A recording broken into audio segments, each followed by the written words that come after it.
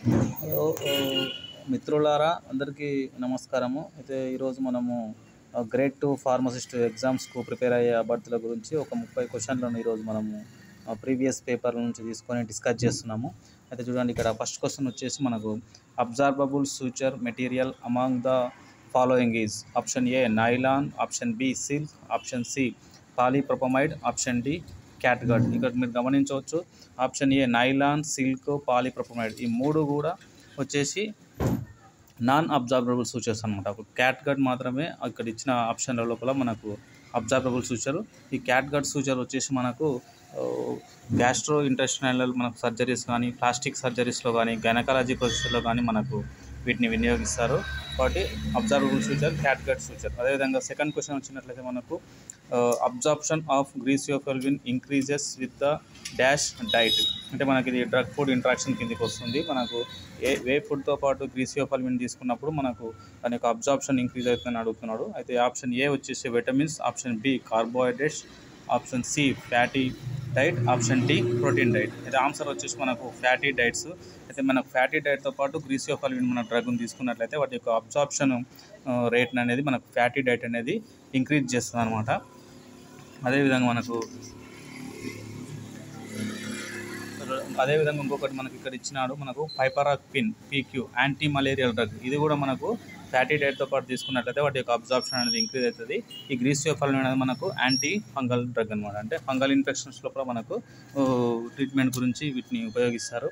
అదేవిధంగా question number 3 వచ్చేసి మనకు substance used to counteract the effects of poison. అంటే మనకు పాయిజన్స్కి మనకు పాయిజన్ ట్రీట్మెంట్ అప్పుడు మనకు కౌంటరాక్ట్గా ఇచ్చే వాటిని ఏమంటారని అడుగుతున్నాడు. ఆప్షన్ ఏ వచ్చేసి మనకు anti inflammatory, option B anaesthetics, option C antidotes, option D antitussives. అయితే ఆన్సర్ వచ్చేసి మనకు యాంటీడోట్. అంటే పాయిజన్స్కు మనకు ట్రీట్మెంట్ అప్పుడు వాటి కౌంటరాక్ట్గా ఇచ్చేటువంటి డ్రగ్స్ను యాంటీడోట్స్ అని అంటారు.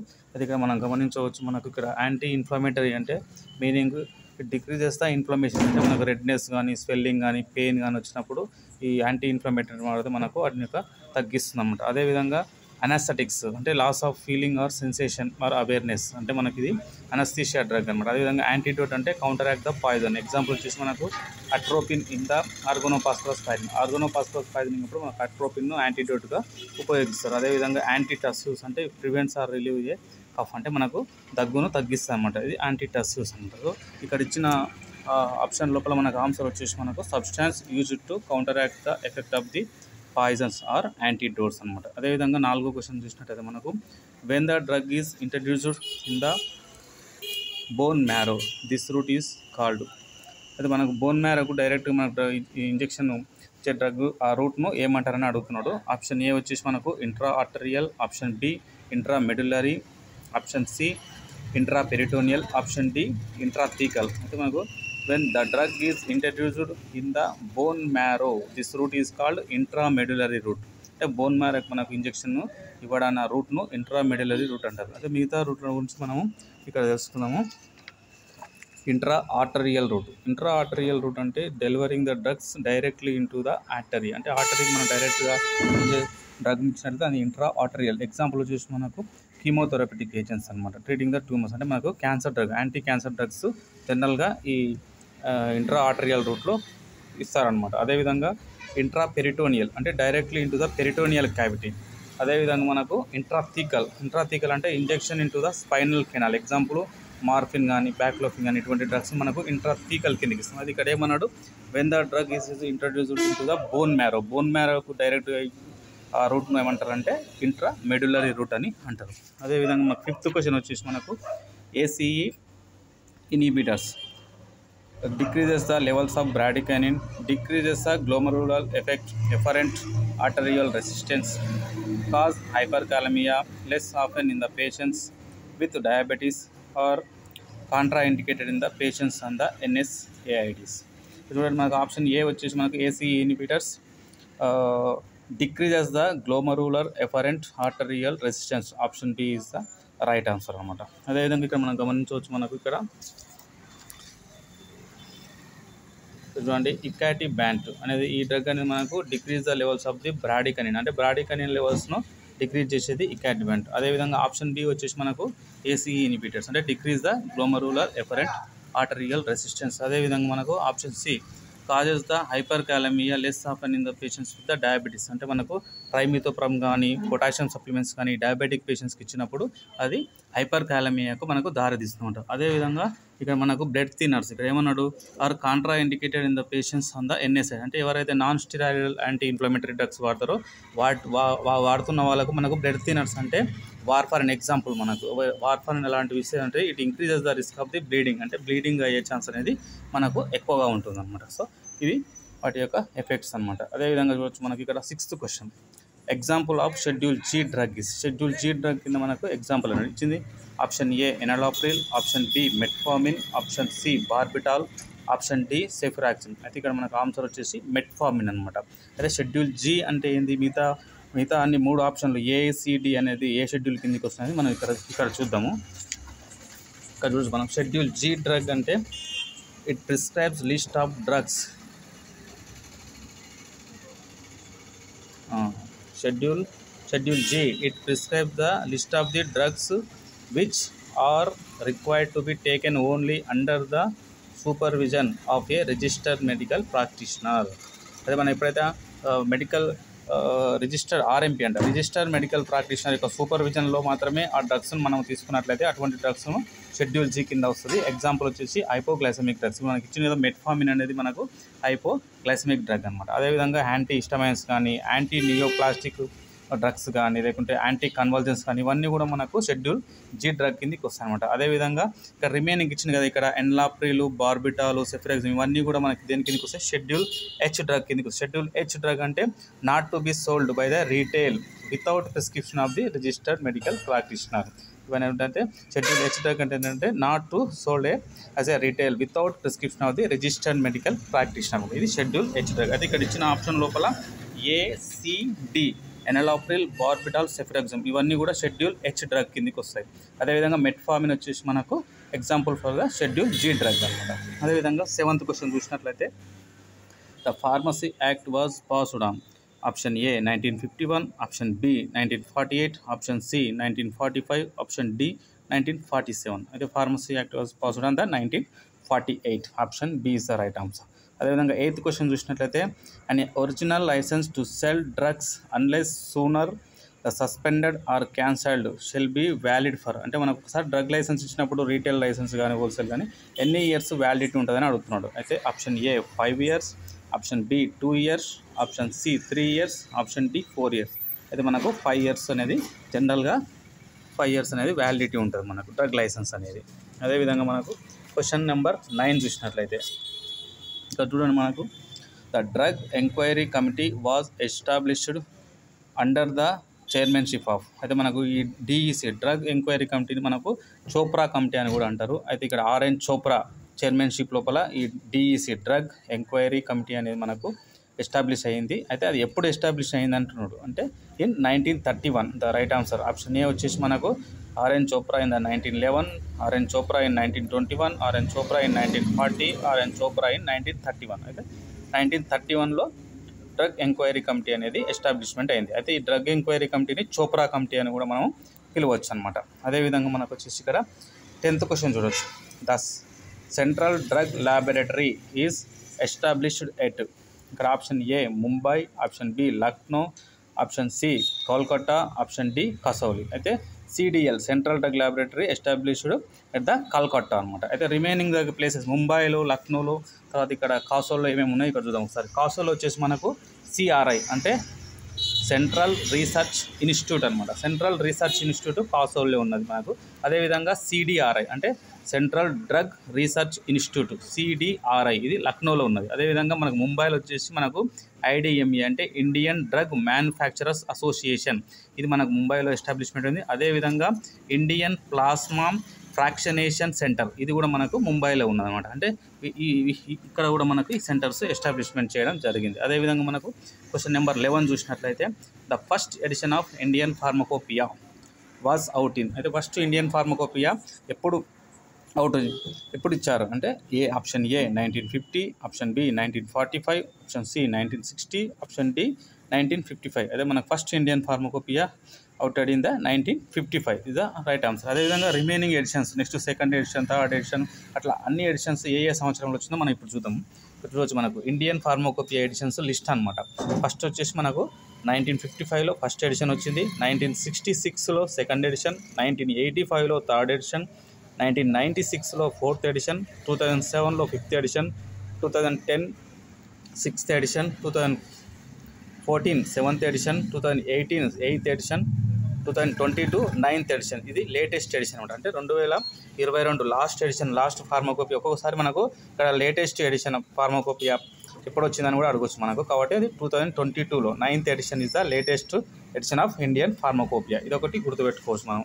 అదేవిధంగా question number 12, in which compound benzopyrrole ring is present. అయితే ఏ కాంపౌండ్లో మనకు బెంజోపైరోల్ రింగ్ ఉందని అడుగుతున్నాడు. Option A indoline, option B diazine, option C indole, option D indolidine. అయితే ఆన్సర్ వచ్చేసి మనకు ఇండోల్. అంటే ఈ ఇండోల్లో కాంపౌండ్లో బెంజోపైరోల్ రింగ్ అనేది ఉంటుంది. అయితే మిగతా రిమైనింగ్ దాంట్లో ఏముంటుంది ఒకసారి మనం ఇక్కడ చూద్దాము. ఇక్కడ చూడవచ్చు మనకు ఇండోల్ వచ్చేసి మనకు ఏముంటుందంటే బెంజోపైరోల్ రింగ్ అనేది ఉంటుంది అనమాట. అదేవిధంగా ఇండోలిన్లో 6 membered benzene ring, 5 membered nitrogen containing ring ఉంటుంది అనమాట ఇండోలిన్లో. అదే డయాజిన్లో benzene ring with 2H fragments replaced by the nitrogen అనమాట. ఈ విధంగా డయాజిన్లో ఉంటుంది. ఇండోలిడిన్లో ఏం రింగ్ ఉండదు. కాబట్టి మనకి ఆన్సర్ వచ్చేసి మనకు ఇండోల్ రింగ్. ఇండోల్లో వచ్చేసి మనకు బెంజోపైరోల్ రింగ్ అనేది అవైలబిలిటీ ఉంటుంది. అదేవిధంగా 13th question, which of the following diuretics is metabolised into the active substance canrenone. ఈ క్యానరినోన్ అనేది యాక్టివ్ సబ్స్టాన్స్గా ఏ డైయూరిటిక్ నుంచి వస్తుందని అడుగుతున్నాడు. అయితే option A eplerenone, option B furosemide, option C spironolactone, option D amiloride. అదే ఆన్సర్ వచ్చేసి మనకి ఇక్కడ ఆప్షన్ సి అంటే స్పైరనోలాక్టోన్గా చెప్పుకోవచ్చు. అదే స్పైరనోలాక్టోన్ యొక్క మనకు యాక్టివ్ సబ్స్టాన్స్ వచ్చేసి మెటబాలిక్ సబ్జెక్ట్ వచ్చేసి మనకు క్యానరినోన్ అనమాట. అదేవిధంగా రిమైనింగ్ వాటి చూద్దాం మనం. ఇక్కడ ఏమేమి ఉన్నాయో చూద్దాం మనం. నెక్స్ట్ ఎపిలిఫ్రిన్ వచ్చేసి నో యాక్టివ్ మెటబాలైట్. అయితే ఈ ఆప్షన్ ఏ ఉంది కదా ఎపిలిరినోన్, దీనికి యాక్టివ్ సబ్స్టాన్సెస్ అనేది నో యాక్టివ్ మెటబాలైట్స్ అనేది ఏమీ లేదు. అదేవిధంగా ఫ్యూరోస్మైడ్కు యాక్టివ్ మెటబాలైట్ వచ్చేసి గ్లూకోరినైడ్. అదేవిధంగా స్పైరనోలాక్టోన్ వచ్చే యాక్టివ్ మెటబాలైట్ వచ్చేసి క్యానరినోన్. అదేవిధంగా అమెలోరైడ్ వచ్చేసి నో యాక్టివ్ మెటబాలైట్. అంటే ఇక్కడ ఆన్సర్ వచ్చేసి మనకి ఇక్కడ మనం చెప్పుకోవచ్చు. మనం ఏది ఆన్సర్ వచ్చేసి 13th వచ్చేసి which of the following diuretic is metabolised into the active substance canrenone. Canrenone ఏదంటే మనకు సి స్పైరనోలాక్టోన్ అని చెప్పుకోవచ్చు అనమాట. అదేవిధంగా మనకు వచ్చేసి 14th క్వశ్చన్ వచ్చేసి మనకు once activated the proton pump inhibitors bind to exposed amino acids in the proton pump which amino acid is involved. అంటే option A histidine, option B lysine, option C cysteine, option D serine. అయితే answer వచ్చేసి cysteine. అదేవిధంగా మనం చూడవచ్చు 15th question, what are the building blocks used in the biosynthesis of 6-deoxy erythronolide B. అంటే answer వచ్చేసి propionyl succinyl CoA and methyl malonyl succinyl కోయే. Answer వచ్చేసి A అనమాట. అదేవిధంగా 16th క్వశ్చన్ వచ్చేసి which element is known as king of chemicals. Option A nitrogen, option B hydrogen, option C oxygen, option D sulphur. అయితే ఇక్కడ answer వచ్చేసి మనకు hydrogen. అదేవిధంగా 17th question, what term is used to signify a preparation that appears identical to the preparation of an active drug but which has no biological activity. అంటే biological activity లేకుండా only preparation అనేది ఏమంటారు అంటున్నాడు. Option A వచ్చేసి peptidomimetic, option B gazebo, option C dummy drug, option D placebo. అంటే ఈ placebo అంటే దీన్ని డమ్మీ డ్రగ్ కూడా అంటారు. ఈ రెండు ఆప్షన్లు కరెక్టే, కానీ మనకి ఇక్కడ ఇచ్చింది అయితే ప్లాసిబో కరెక్ట్ అని ఇచ్చినాడు. అదేవిధంగా question number 18, an enhancement of the parathyroid hormone mediated reabsorption of calcium in the distal tubule is caused by which of the following diuretic. Option A hydrochlorothiazide, option B triamterene, option C estrazolamide, option D furosemide. అయితే answer వచ్చేసి hydrochlorothiazide hydrochlorothiazide, an enhancement of the parathyroid hormone mediated reabsorption of calcium in the distal tubule is caused by which of the following diuretic అంటే hydrochlorothiazide. మనకు 19th question వచ్చేసి which of the following is not a quality control test QC test for a parenteral containers అని అన్నాడు. అదే option A వచ్చేసి clarity test, option B sterility test, option C pyrogen test, option D leakage test. అయితే answer వచ్చేసి మనకు ఏది కాదు అంటుండే. Which of the following is not a QC test of parenteral containers అంటే పేరెంటల్ క్వాలిటీ కంట్రోల్ టెస్ట్లో చాలా ఉంటాయి, అందులో ఏది కాదు అంటున్నాం. అంటే ఇక్కడ వచ్చేసి మనకు leakage test, option D is the right answer. అయితే మిగతా ఎన్ని మనకు క్వాలిటీ కంట్రోల్ టెస్ట్లు ఉన్నాయని ఒకసారి చూద్దాం. మనకి ఇక్కడ చూడొచ్చు మనకు QC test for parenteral products, sterility test, pyrogen test, particulate matter testing, physical and chemical stability testing, uniformity of content, volume of liquid, clarity of solution, uniformity of weight, bacterial endotoxin. అంటే ఇవన్నీ కూడా మనకు quality control టెస్ట్గా parental ప్రొడక్ట్స్లో ఉపయోగిస్తారు, use చేస్తారు. ఓకేనా, ఇది ఇక్కడ ఆన్సర్ వచ్చేసి లీకేజ్ టెస్ట్.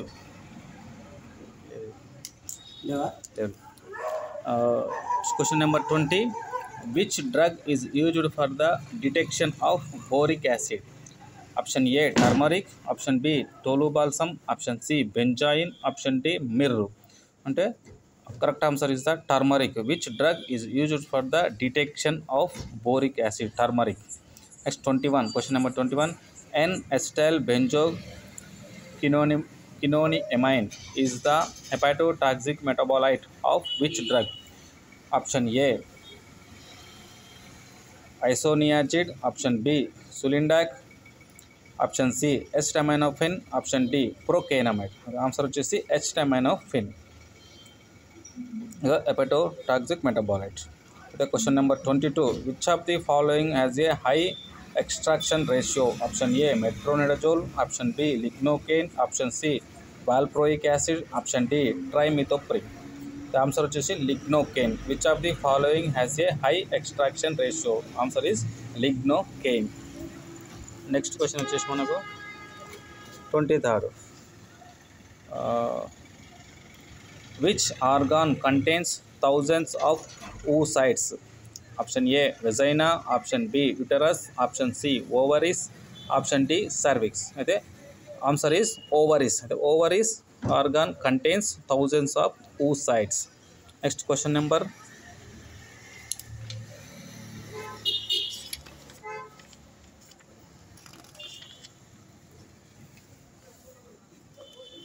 'oocytes' అంటే ఏంటంటే ఒకసారి ఇక్కడ మనం చూడవచ్చు. ద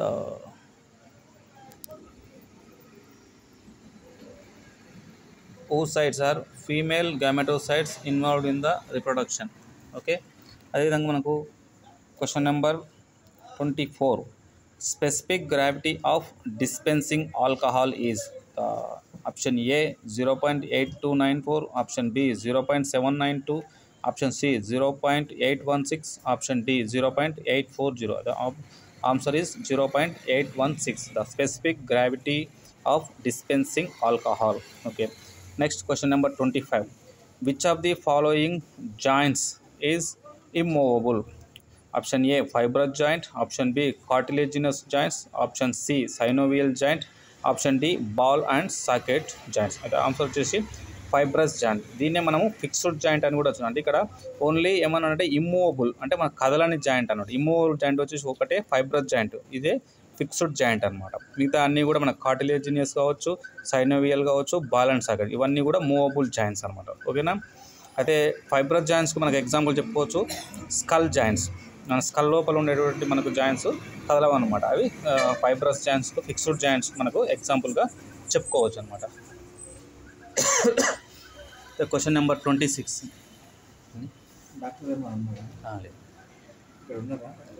ఈ లైన్లో ఉంటుంది, స్ట్రేట్గా ఉండి ప్లస్ గుర్తుంది కదా అక్కడ. Question number 26, 1 international unit of vitamin A represents option A 0.344 microgram of standards preparation, option B 0.443 milligram of standards preparation, 0.0344 microgram of standard preparation, 0.77 grams of standard preparation. The answer వచ్చేసి 0.344 microgram of standard preparation. 1 international unit of vitamin A represents 0.344 microgram of standard preparation. Next question వచ్చేసి మనకు 27th.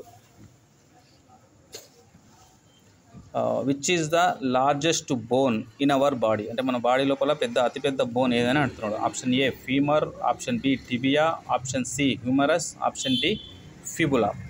అయితే answer వచ్చేసి femur. దీన్నే మనము తొడ ఎముకగా చెప్పుకోవచ్చు. ఇది మనకు లాంగెస్ట్, హెవీయెస్ట్, స్ట్రాంగెస్ట్, అంటే క్వశ్చన్ ఏ విధంగా అడగచ్చు అంటే లాంగెస్ట్ అడగచ్చు, లేకుంటే విచ్ ఈజ్ ద హెవీయెస్ట్ అనొచ్చు, లేకుంటే which is the strongest bone in our body అనొచ్చు. అన్నిటికి కూడా ఆన్సరు ఫీమర్ అనమాట, తోడ ఎముక. అయితే టిబియా వచ్చేసి మనకు ఇది మనకు మోకాల నుంచి కింది భాగంలో కాళ్ళలో ఎముకలో ఉంటుంది. ఇది responsible for the carrying most of the body weight. అంటే ఈ క్వశ్చన్ ఈ విధంగా కూడా వచ్చు, అంటే మన బాడీ లోపల ఎక్కువ మొత్తం వెయిట్ను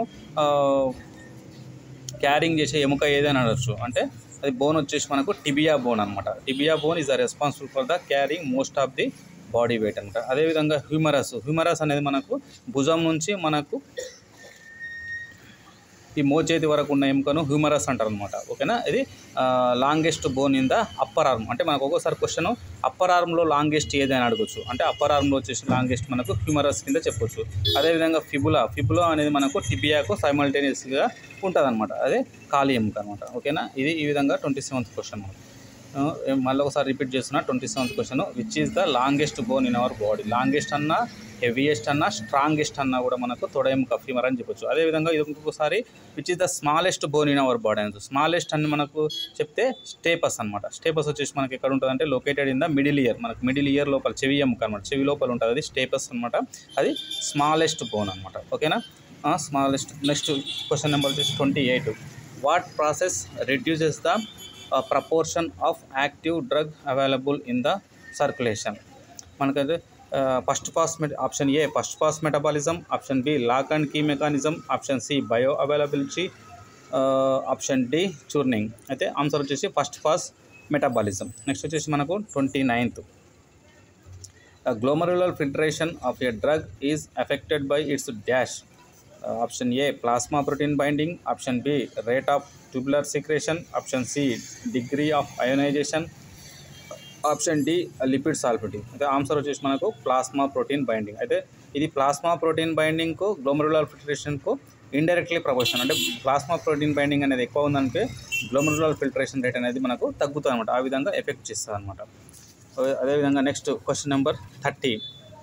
which of the following pharmacy terms refers to oral administration.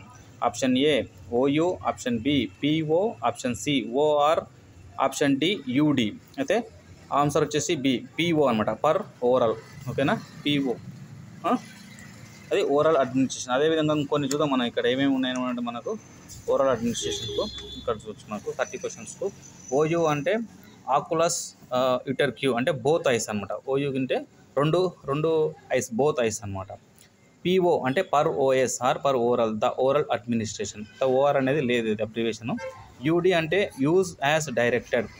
ఓడి అంటే ఆకులస్ డెక్స్టర్ అంటే రైట్ ఐ అనమాట. ఓఎస్ అంటే ఆకులస్ సినిస్టర్ లెఫ్ట్ ఐ. ఇవి మనకు గుర్తుపెట్టుకోవచ్చు అనమాట, ఇక్కడ ఉన్నాయి. అదేవిధంగా 31 క్వశ్చన్, లాస్ట్ క్వశ్చన్ ఇది మనకి ఇక్కడ డిస్కషన్లో. Mottling in tablets occurs due to option A entrapment of air, option B degraded drug, option C tablet hardness, option D tablet irritability. మనకు వచ్చేసి ఆన్సర్ వచ్చేసి డీగ్రేడెడ్ డ్రగ్ అనమాట. అయితే మోట్లింగ్ అంటే ఏదనేది ఇక్కడ చూద్దాం మనం. మోట్లింగ్ అంటే uneven distribution of the colour or pigmentation on the tablet surface. మనకు కలరింగ్ ఇచ్చినప్పుడు మనకు అది అన్ఈవెన్గా అక్కడక్కడ మనకు ముద్దలుగా టాబ్లెట్ మీద కలర్ మొత్తం పూర్తిగా డిస్ట్రిబ్యూషన్ కాకుండా అన్ఈవెన్గా ఉంటే దాన్ని మనము మోట్లింగ్ కిందికి అనుకోవచ్చు. అదేవిధంగా చిప్పింగ్ అంటే ఏంటంటే occurs when the edges of the tablet break during the press process are during the handling and coating. ఈ ప్రాసెస్లో మనకు టాబ్లెట్స్ అప్పుడప్పుడు హెడ్జెస్ అనేది మనకు కట్ అయినట్లు మనకు బ్రేక్ అయితే వాటిని చిప్పింగ్ అని అనొచ్చు అనమాట. ఇది కూడా మనకు క్వశ్చన్ వచ్చే అవకాశం ఉంటుంది కాబట్టి అందరూ గుర్తుపెట్టుకోండి. థ్యాంక్ యూ మిత్రులారా. ఈ వీడియో ఎవరైనా చూసినా సరే మనకందరికి కూడా షేర్ చేయగలరు. అదేవిధంగా ఫార్మసీ బ్యాక్గ్రౌండ్ కాని వాళ్ళు చూసినా సరే మీ మిత్రులు ఎవరైనా ఫార్మసీ బ్యాక్గ్రౌండ్ వాళ్ళు ఫార్మసిస్ట్ ఎగ్జామ్ రాసే వాళ్ళు ఉంటే వాళ్ళకందరికీ కూడా షేర్ చేసినట్లయితే మీరు వాళ్ళకి హెల్ప్ చేసినట్లు అవుతారు. ఓకేనా. నా వంతు సహాయంగా ఈ వీడియో చేస్తున్నాను. Thank you. ధన్యవాదాలు మిత్రులలో.